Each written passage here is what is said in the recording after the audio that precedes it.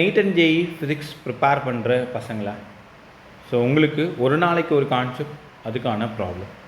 So அந்த செஷனில் தான் நம்ம இருக்கோம். இன்றைக்கி நம்ம கற்றுக்க போகிற topic river crossing problem. River crossing ப்ராப்ளத்தில் 2 மாடல் நீங்கள் கற்றுக்கணும். இது model 1. Model 1 shortest time, longest path. Shortest time, longest path. எப்படி சார் கண்டுபிடிக்கிறது? வித் ஆஃப் த ரிவர் டின்னு எடுத்துக்கலாமா? Width of the river D.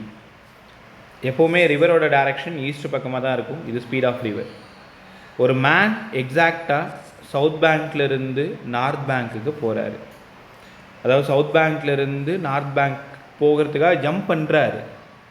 ஆனால் ரிவரோட ஸ்பீடு என்ன பண்ணுதுன்னா, அவரை ட்ரிஃப்ட் பண்ணி இங்கே கொண்டு வந்து விட்டுருது. இந்த கொஷின் நாங்கள் எப்படி சார் கண்டுபிடிக்கிறது? உங்கள் கொஷின் பேப்பரில் ஷார்ட்டஸ்ட் டைம்ன்ற ஒரு வார்த்தை, லாங்கஸ்ட் பாத்துன்ற ஒரு வார்த்தை இருக்கலாம்.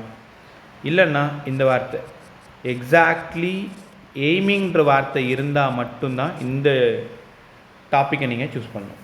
எக்ஸாக்ட்லி ரீச் அப்படின்னா அது வேறு கான்செப்ட். எக்ஸாக்ட்லி எய்மிங் அப்போது இதுதான் relative speed VMR, speed of man with respect to river. உங்களுக்கு தெரியுமா ஸ்பீட் ஆஃப் மேன்? இது ஆக்சுவலாக ஸ்பீட் ஆஃப் மேன் அவர் ஒரு 4 மீட்டர் பர் செகண்டில் போகிறாருன்னு வச்சுக்கோங்களேன். ஸ்பீட் ஆஃப் ரிவர் அது ஒரு 3 மீட்டர் பர் செகண்டில் போகுதுன்னு வச்சுக்கோங்களேன். இப்போ தனியாக மேனோட ஸ்பீடு கொடுத்துருவாங்க, தனியாக ரிவரோட ஸ்பீடு கொடுத்துருவாங்க. மேனோட ஸ்பீடு ரிவரில் எவ்வளவா இருக்குன்றது தான் கேள்வி. ஸோ பார்த்தாலே தெரிஞ்சுதா? இங்கே இடத்துல விஎம்ஆர் ஸ்கொயர் வேணும்னா VM square plus VR square. நான் யாரை தேடி போயிட்டுருக்கேன்? ரிலேட்டிவ் வெலாசிட்டியை தேடி போயிட்டுருக்கேன். Relative velocity VMR. அப்போ விஎம்ஆர் மட்டும் வேணும்னா root of VM square plus VR square. மேனோட ஸ்பீடு ரிவரோட ஸ்பீடு தெரிஞ்சால் மேனோட ஸ்பீடு ரிவரில் நமக்கு தெரியும். So speed of man with respect to river தான் ரிலேட்டிவ் ஸ்பீட். அடுத்த கேள்வி என்ன சார் கேட்பாங்க? எவ்வளோ ஆங்கிளில் அந்த பக்கமாக ட்ரிஃப்ட் ஆகி எழுந்திருப்பீங்க? ஆக்சுவல் என்னை பார்த்து தான் நீங்கள் ஜம்ப் பண்ணிங்க, ஆனால் கரெக்டாக நீங்கள் என்கிட்ட வரமாட்டீங்க, ரைட்டில் போயிட்டு எழுந்திருப்பீங்க. அப்போ எவ்வளோ ஆங்கிளில் ரைட்டில் போய் எழுந்திருப்பீங்க? இங்கே இந்த டேன் தீட்டா கண்டுபிடிங்க. டேன் தீட்டா ஆப்போசிட்டில் இருக்கிறது விஆர், அட்ஜசன்ட்டில் இருக்கிறது விஎம். அப்போ இந்த கான்செப்டில் எவ்வளோ ஆங்கிள்னு கேட்டாங்கன்னா tan theta equal to VR by VM. இதுவுமே அவ்வளோ இம்பார்ட்டன்ட் இந்த ஃபார்மில். So tan theta equal to VR by VM. VR speed of river, VM speed of man. Sir அவ்வளோதானா? எவ்வளோ டிஸ்டன்ஸ் நம்ம தள்ளி எழுந்திருக்கிறோமோ அது எக்ஸ்ன்னு எடுத்துக்கலாமா? எக்ஸுன்னா ட்ரிஃப்ட்டுன்னு கற்றுக்கலாமா? ஸோ ட்ரிஃப்ட்டு இது விட்த்து வந்து டி.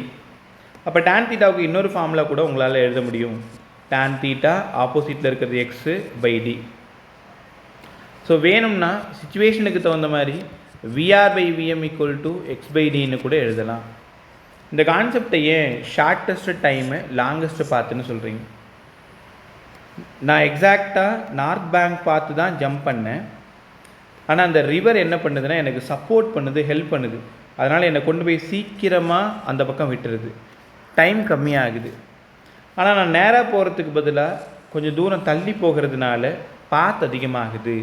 அப்போ ஷார்ட்டஸ்ட் டைமுன்னு ஒரு கான்செப்டு, லாங்கஸ்ட் பாத்துன்னு ஒரு வார்த்தை, எக்ஸாக்ட்லி எய்மிங் டு ஆப்போசிட்ன்ற வார்த்தை இருந்தால் ரிவர் கிராசிங் ப்ராப்ளத்தில் நீங்கள் இந்த கேஸ் 1 சூஸ் பண்ணணும்.